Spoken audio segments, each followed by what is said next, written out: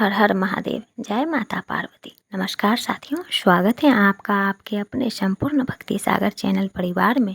साथियों, चैनल पर यदि नए हैं तो प्लीज़ चैनल को सब्सक्राइब कर लीजिए। चैनल सब्सक्राइब करने का कोई भी पैसा नहीं लगता है, बिल्कुल निःशुल्क है। हम बहुत मेहनत और लगन के साथ वीडियो बनाते हैं, इसलिए वीडियो के अंत तक जरूर बने रहें। हरियाली तीज पर शिव पार्वती जी की पूजा करने के साथ अवश्य सुने ये व्रत कथा, मिलेगा अखंड सौभाग्य का आशीर्वाद। पुराणों में हरियाली तीज की ये कथा काफ़ी प्रचलित है। साथियों, कथा को आधा अधूरा सुनने से पाप लगता है, इसलिए पूरा कथा सुने, शिव पार्वती जी की आशीर्वाद का लाभ उठाएं। हरियाली तीज के मौके पर माता पार्वती शिव जी की विधिवत पूजा करने के साथ अंत में व्रत कथा का पाठ अवश्य करें।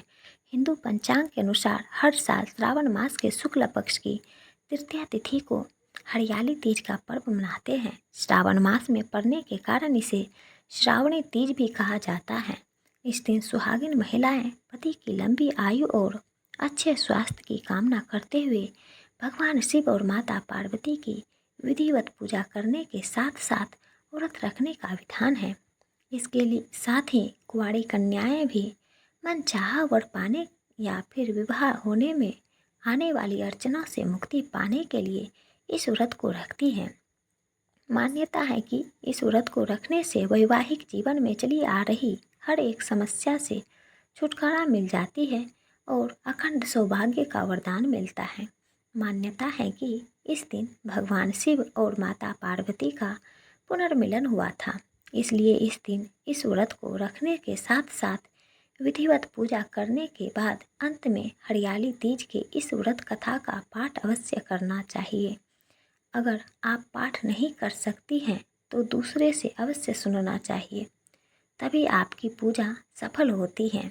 आइए जानते हैं हरियाली तीज पर किस व्रत कथा का पाठ अवश्य करना चाहिए। पुराणों में हरियाली तीज की ये कथा काफ़ी प्रचलित है। कहा जाता है कि स्वयं भगवान शिव ने माता पार्वती को उनके पूर्व जन्म के बारे में याद दिलाने के लिए यह कथा सुनाई थी। शिव जी कहते हैं, हे पार्वती, बहुत समय पहले की बात है जब तुमने हिमालय पर मुझे वर के रूप में पाने के लिए कठोर तप किया था। इस दौरान तुमने अन्न जल त्याग कर सूखे पत्ते चबाकर दिन बिताए थे। मुझे वर के रूप में पाने के लिए तुमने किसी भी मौसम की कोई परवाह नहीं की और तुमने निरंतर तप किया। तुम्हारी इस स्थिति को देखकर तुम्हारे पिता बहुत दुखी थे। ऐसी स्थिति में नारद जी तुम्हारे घर पधारे। जब तुम्हारे पिता ने नारद जी से उनके आगमन का कारण पूछा तो नारद जी बोले, हे गिरिराज, मैं भगवान विष्णु के भेजने पर यहाँ आया हूँ। आपकी कन्या की घोर तपस्या से प्रसन्न होकर वह उससे विवाह करना चाहते हैं। इस बारे में मैं आपकी राय जानना चाहता हूँ। नारद जी की बात सुनकर पर्वतराज अति प्रसन्नता के साथ बोले, हे नारद जी, यदि स्वयं भगवान विष्णु मेरी कन्या से विवाह करना चाहते हैं तो इससे बड़ी कोई बात नहीं हो सकती। मैं इस विवाह के लिए तैयार हूँ। इसके बाद तुम्हारे पिता की स्वीकृति पाकर नारद जी विष्णु जी के पास गए और यह शुभ समाचार सुनाया।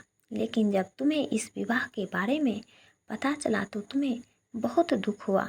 तुम मुझे मन से अपना पति मान चुकी थी।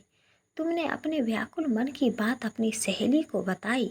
तुम्हारी सहेली से सुझाव दिया कि वह तुम्हें एक घनघोर वन में ले जाकर छुपा देगी और वहाँ रहकर तुम शिवजी को प्राप्त करने की साधना करना।